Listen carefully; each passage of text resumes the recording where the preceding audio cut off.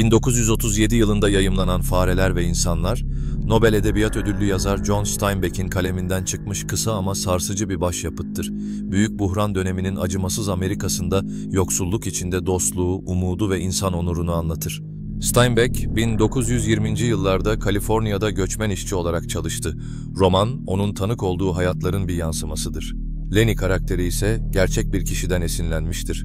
Güçlü ama zihinsel engelli bir adamdan. Zeki ama yoksul George ile saf kalpli dev Lenny, sırtlarında sadece umutlarıyla yollara düşerler. Bir gün kendi topraklarına sahip olma hayali onları ayakta tutar.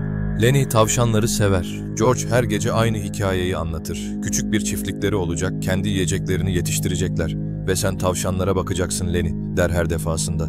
Ama geçmiş peşlerini bırakmaz. Lenny'nin yumuşak şeylere dokunma isteği yanlış anlaşılır. Bir kadının elbisesine dokunması tecavüz zannedilir, linçten son anda kurtulurlar. Soledad yakınlarındaki bir çiftlikte yeni bir iş bulurlar. Yaşlı ve sakat kendi, umudunu kaybetmemiştir. Onların hayaline parasını da katar, üçü artık aynı düşü paylaşır. Curly'nin genç karısı adını bile duymadığımız bir karakterdir. Yalnızdır, sevilmek ister. Steinbeck onu tehlikeli bir sembol olarak tasvir eder. Bir gün Lenny kadının saçını okşamak ister. Kadın çığlık atar, Lenny panikler. Onu susturmaya çalışırken kontrolsüz gücüyle kadının boynunu kırar. Bir anlık korku, telafisi olmayan bir trajediye dönüşür. Kadının ölümüyle her şey yıkılır. Artık o küçük çiftlik hayali Lenny'nin ellerinde paramparça olmuştur.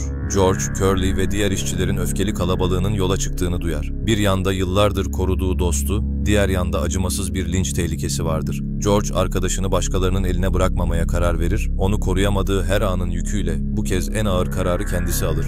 George, Lenny'yi nehrin kenarında bulur. Lenny korkmuştur ama George'un sesi her zamanki kadar sakindir. Ona yine aynı hikayeyi anlatır. Bir gün kendi toprağımız olacak Lenny. Sen de tavşanlara bakacaksın. Lenny gülümser, hayale dalar. George sessizce silahı çıkarır, gözlerini kapar.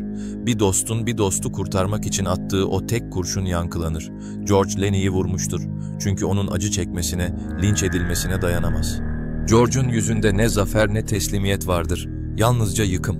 O kurşun hem Lenny'yi hem de o küçük çiftlik hayalini öldürmüştür. Steinbeck, insanın vicdanla hayatta kalma içgüdüsü arasında nasıl sıkıştığını bu sahnede gösterir. Sadece 128 sayfalık kısa bir novella ama insan ruhunun ağırlığını taşıyan dev bir eser.